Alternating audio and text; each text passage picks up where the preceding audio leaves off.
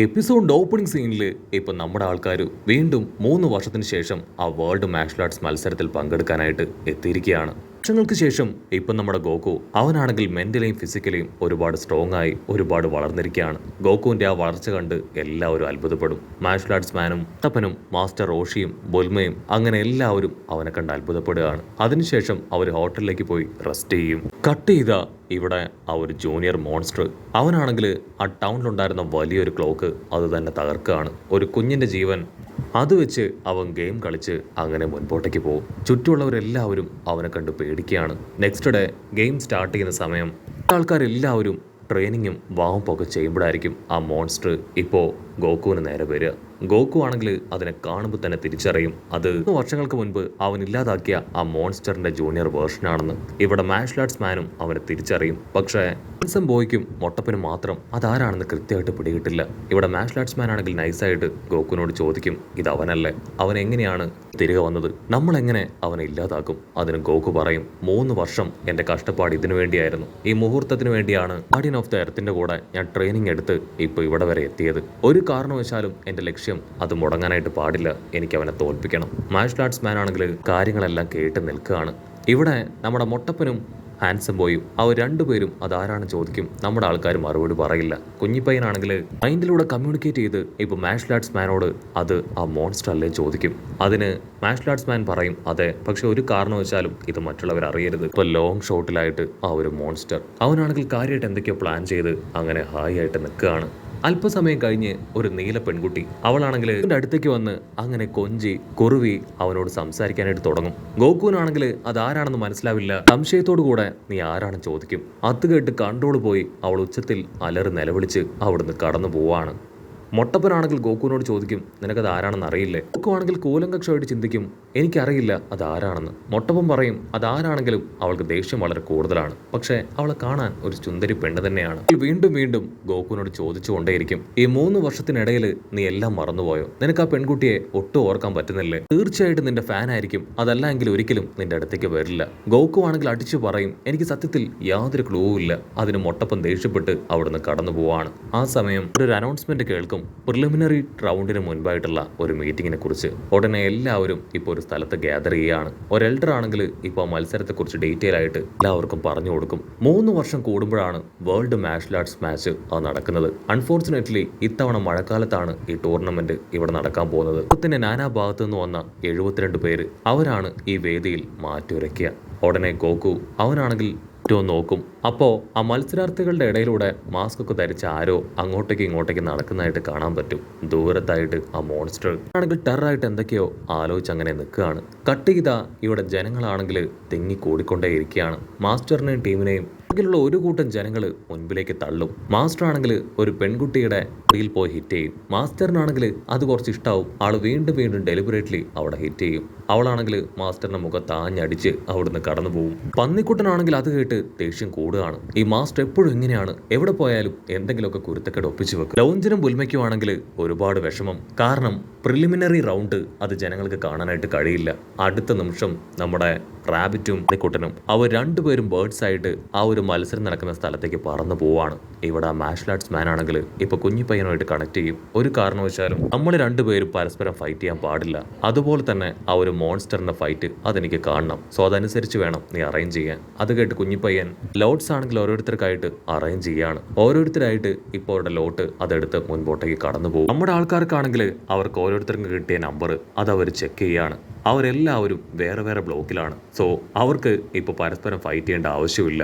മുട്ടപ്പനാണെങ്കിൽ ആ കാര്യം പറയും. ഇവിടെ പയ്യനാണെങ്കിൽ അത് കേട്ട് ചിരിക്കുകയാണ്. കാരണം അവനാണ് അത്തരത്തിൽ അത് ഡെലിബറേറ്റ്ലി അറേഞ്ച് ചെയ്തത്. ഗോകു ആണെങ്കിൽ അപ്പോഴും ആ മോൺസ്റ്ററിനെ കുറിച്ച് തന്നെയായിരിക്കും ചിന്തിക്കുക. ഉടനെ റാബിറ്റും പന്നിക്കുട്ടനും അവർ രണ്ടുപേരും നമ്മുടെ ആൾക്കാരുടെ അടുത്തേക്ക് വന്ന് അവരെ കൺഗ്രാജുലേറ്റ് ചെയ്യുകയാണ്. മത്സരിക്കാനായിട്ട് ഇപ്പോൾ ആങ്കർ മറ്റ് കണ്ടസ്റ്റൻസ് ആയിട്ടുള്ള 2-3 നമ്പർ കിട്ടിയവരെ വേദിയിലേക്ക് ക്ഷണിക്കും. 2ാമത്തെ നമ്പർ അത് ഗോകു ആണ്. ഗോകുവിന് എല്ലാവരും വിഷൊക്കെ കൊടുത്ത് അവൻ ഗോതയിലേക്ക് കടന്നു വരും. അവൻ്റെ ഓപ്പോസിറ്റ് അവനുമായിട്ട് ആദ്യം മത്സരിക്കുന്നത് മറ്റാരുമല്ല, കിങ് ചാബ.